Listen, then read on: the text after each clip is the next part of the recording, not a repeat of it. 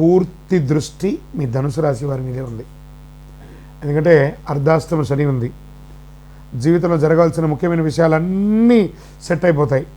ప్రస్తుతం మీ పైన పూర్తి గురుదృష్టి ఉంది. అందుకే దేవుడి కృప, అవకాశం, గుర్తింపు అన్నీ మీపై వస్తుందని చెప్పచ్చు.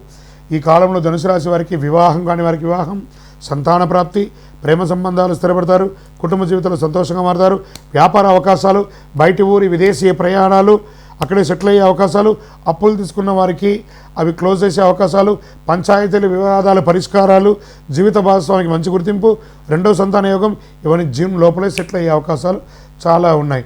జూన్ తర్వాత గురువు అష్టమ స్థానంలో మారడం వల్ల భయపడాల్సిన అవసరం కాదు ఇది. కానీ అర్థం చేసుకొని జాగ్రత్తగా ఉండాల్సినటువంటి సమయం జూన్ తర్వాత. అనుకోని సంఘటనలు, ఖర్చు పెరగడం, మార్పులు ఎక్కువగా రావడం, కానీ డబ్బుకు మాత్రం లోటు ఉండదు. ఏ రకమైనటువంటి ఖర్చులు వస్తాయి?